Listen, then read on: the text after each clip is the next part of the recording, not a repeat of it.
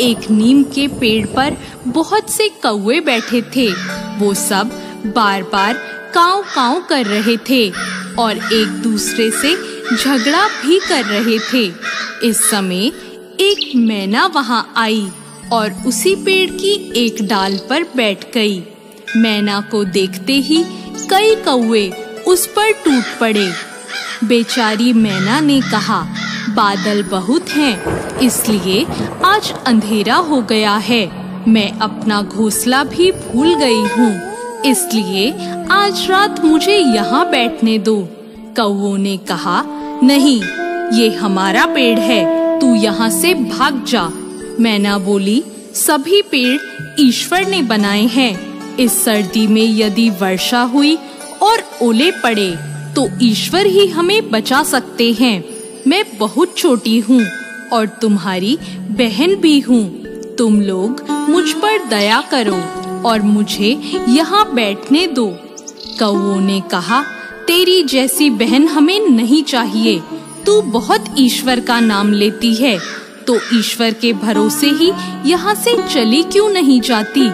तू नहीं जाएगी तो हम सब तुझे मार देंगे। कौवों को काव काव करके अपनी ओर झपटते देखकर बेचारी मैना वहां से उड़ गई और थोड़ी दूर जाकर एक आम के पेड़ पर बैठ गई।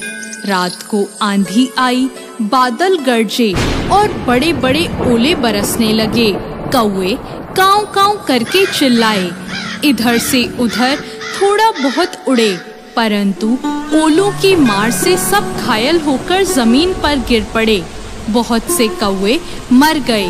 मैना जिस आम के पेड़ पर बैठी थी, उसकी एक डाली टूटकर गिर गई। डाल टूटने से उसकी जड़ के पास एक जगह हो गई। छोटी मैना उसमें घुस गई और उसे एक भी ओला नहीं लगा। सवेरा हुआ और थोड़ी देर बाद चमकीली धूप निकली। मैना उसमें से बाहर निकली और पंख फैलाकर चहकने लगी। उसने भगवान को प्रणाम किया। ओलों से घायल पड़े हुए कौवों ने मैना को उड़ते देखकर कहा, मैना बहन, तुम कहाँ रही थी? तुम्हें ओलों से किसने बचाया? मैना ने कहा, मैं आम के पेड़ पर अकेली बैठी भगवान से प्रार्थना करती रही और भगवान ने ही मेरी मदद की।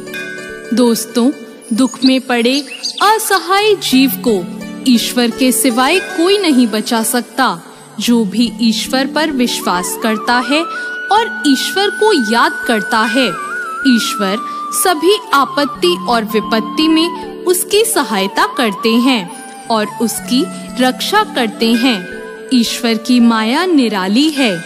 हमारे समझने में कमी हो सकती है, परंतु ईश्वर के करने में नहीं।